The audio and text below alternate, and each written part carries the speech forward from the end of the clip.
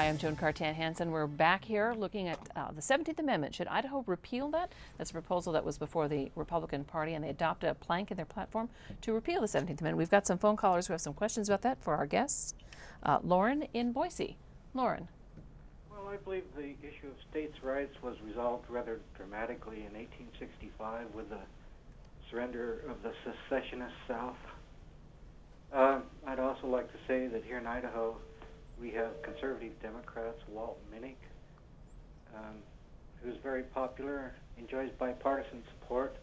In the legislature, Democrats don't even field candidates for an awful lot of slots.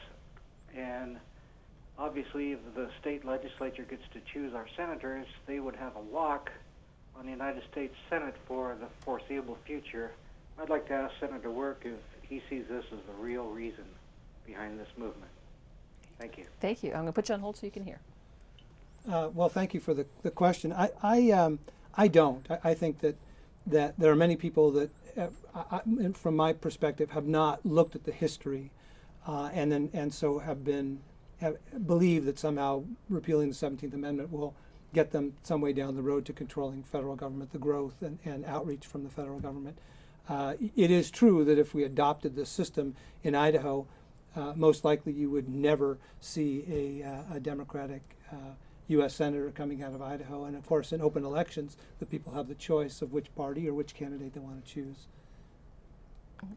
Oh, well, let me ask Mr. Adler. Wouldn't it would be whoever can, it's not necessarily a Democratic or Republican issue, it's whoever controls the state legislature would control the vote. That's exactly right. That's exactly right. And that's why when the issue arose about amending or repealing amending the Constitution to pass the 17th Amendment, many Southern legislatures were opposed to it precisely because whites controlled the legislature and they didn't want to expand the franchise or the choice of allowing blacks to participate. So there are many reasons, but the reality is that whoever controls the legislature is going to control state politics. Okay. Thank you, Lauren. I appreciate the call. Let's go to let's see. Could I? Oh, yes, certainly. Go ahead. I'm sorry. Well, so Dino and Idle Falls, just hold on. We'll get to those just times a second. have changed. We don't, most of us, not all of us, but most of us, the color of the skin doesn't make that difference. Oh, and I don't think you meant in And I this didn't case. mean, I was just using that as an illustration. And so that we've advanced in our knowledge, in our feelings towards one another to the point where I think even political identification with one party or another is overlooked because of the values of that particular person running for office. I personally have never voted a straight ticket in my life except during the primary, because on the county level, sometimes I will cast my vote for the Democrat. They may be unopposed, but I'm still going to give them that vote of confidence. Do you see what I'm saying? Sure, sure. And that type of thing. On a national level, to say I voted straight Republican all the time would be an error, okay? But I haven't voted for the Democrat either. I voted for the independent sometimes. Let me, did you want to Joan, here's the burden that advocates of repealing the 17th Amendment bear. Why is it that they believe that state legislators are any better qualified to select U.S. senators than ordinary people scattered throughout Idaho? That would be the question to address. And I want to get this. Dino from Idle Falls, are you there? Yes. Go ahead. I would like to know what Representative Nielsen thinks about the current Idaho Republican platform that basically encourages embracing a gold and silver standard and also encourages empowerment of the state to seize federal lands. How does he see that working out if no other country actually does embrace a gold and silver standard? And what would that do to our country to have a state seize federal lands? It's a little bit off topic, but we'll go there. A very interesting question. Yes, I'm one of those that believes that we should have a currency that has merit based on a metallic substance of some sort to back it up. If you have that, then you can hold inflation in check more and have a value there that is more consistent.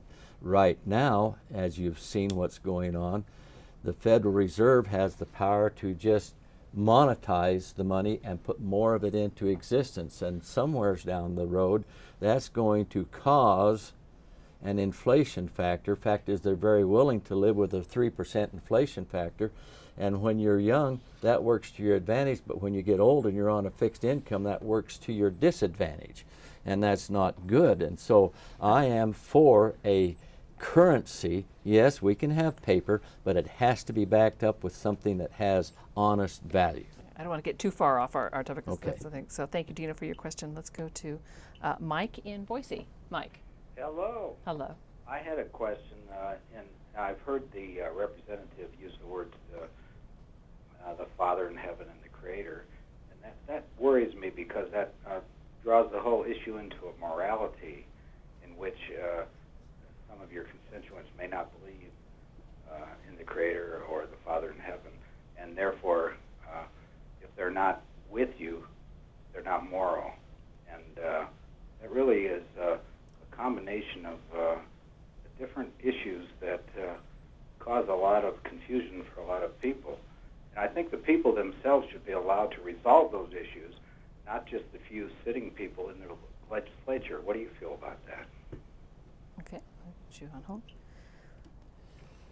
When I used Heavenly Father, let me remind you folks that Einstein himself said this, and I don't know that he subscribed to any particular religion. He said an atheist just hasn't thought about it long enough. So when you look out there, I'm not subscribing to any particular religion, but most of us think there is a supreme creator of some type. We have our different thoughts on what that individual may look like, or etc. But we do have the idea that our rights came from this creator of us and not from government. And that is where the distinction really lies. No way am I ever going to propose that all people should be Catholics or Mormons or whatever have you out there. That's not the case at all. But I'm simply saying this, that our rights did not come from the government. They came from the fact that we were born and we had those rights in us. Where did they come from? Did they all of a sudden get instilled just because we were born? Or did they come from a creator of our souls? That question of church and state in the founding of our nation. Just for viewers, we have a complete. We did a series of programs with Forrest Church, who wrote a magnificent book on the history of the separation of the role of God True. in religion, and you can find that on our website if you search for under Forrest Church and his book Separation of Church and State. We've got one more phone call to get through, and then I'll give everybody one last chance to say something before we leave this Web Extra. Esther in Julietta. Yes. Esther. Julietta. Please don't take away my right to vote for the senators and congressmen of the United States. I don't want somebody in Boise, who I'm not too happy with at this time, over the last several years. And you're talking faith-based and this and that. We're talking government, separation of church and state. We aren't talking about faith now. We're talking about, if you lived in China or somewhere else, you might talk about your faith. But we know that all about God and this stuff. I've voted in this state for many years. And no, I don't want you guys picking out who my senator is going to be. Thank you, no. Thank you, I ma'am. want my own vote. Thank you. I think you said that best. That's going to be your biggest challenge to convince people that they should give that right to their senators and their representatives at the State House. They're not giving away a right. They still vote for dudes like I and the good senator sitting here.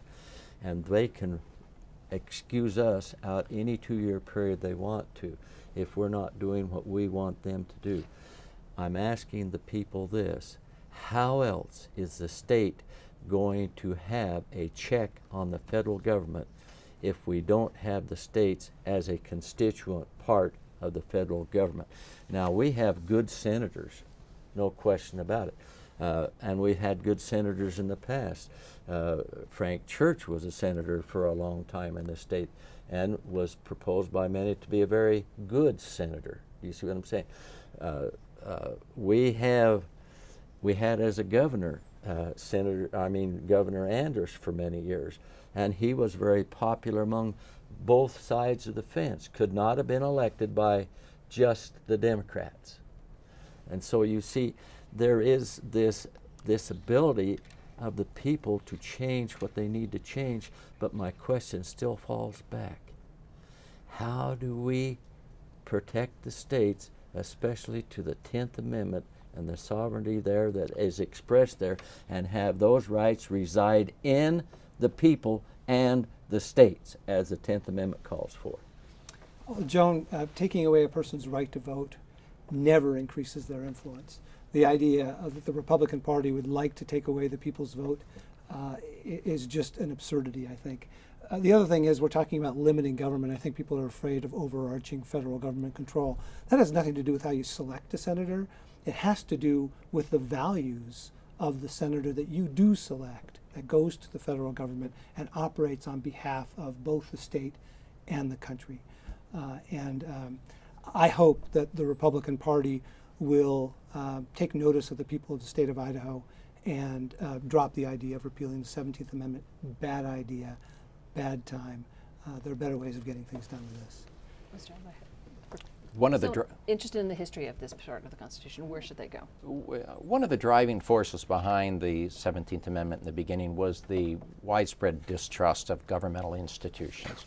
People desired more openness and transparency and influence over the government, and that's what drove the 17th Amendment. If we reverse course at this point, then we're going to reinstall elitism and power brokers and kingmakers behind the scenes that the people rebelled against in the first place. But I understand Representative Nielsen's concern about the strength of the federal government.